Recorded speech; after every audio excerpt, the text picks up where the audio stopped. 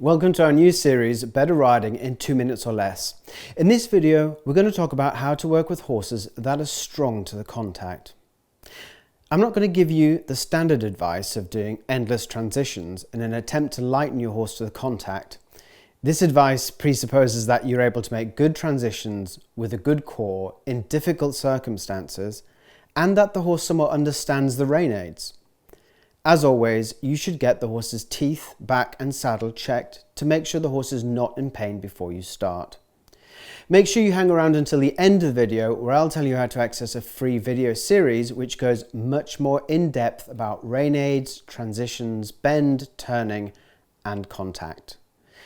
We hope you enjoy our 2 minutes or less series, which gives you laser focused instruction to help keep you on the straight and narrow. Speaking of straight and narrow, the Fleck carbon composite whip is the only schooling whip we use or recommend for both our ground and ridden work.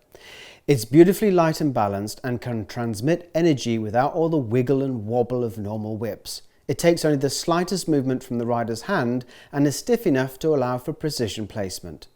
Check it out on our online shop. We only sell products that we use personally in our day-to-day work. Members of Dressage Training TV get a full 15% off any of the products.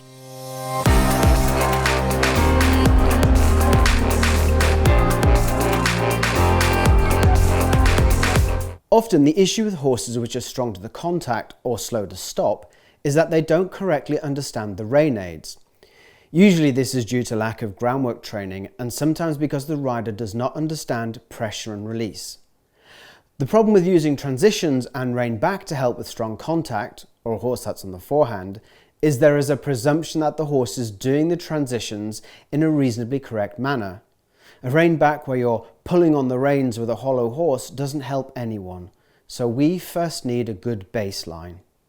The very first thing I teach a horse after we make sure the horse is habituated to the whip is back. The aim is to teach the horse to step back from a light contact.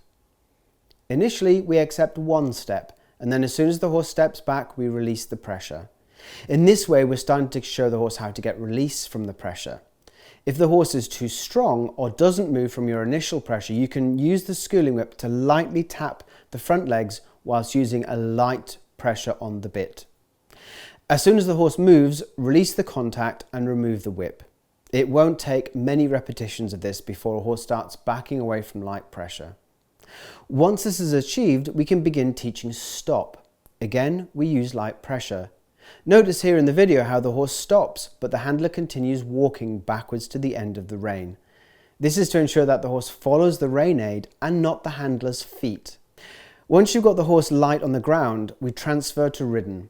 The rider should ask with the rein and then release the contact as soon as the horse commits to halt. In terms of rider position, the rider needs to be careful not to lean back or lean forwards or pull back with the elbows.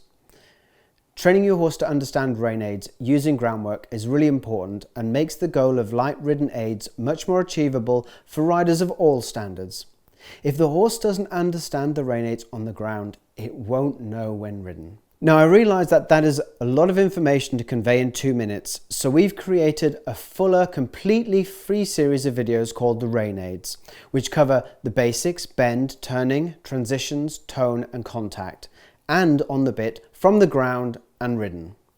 Just sign up today from the form on this page, or if watching on YouTube, from the link in the description, and we'll send the series to you.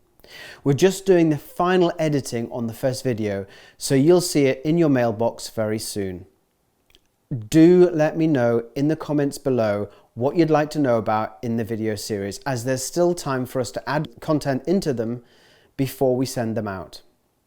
We do read all comments, so go ahead and let us know. What are you struggling with in your training and riding? Thanks for watching.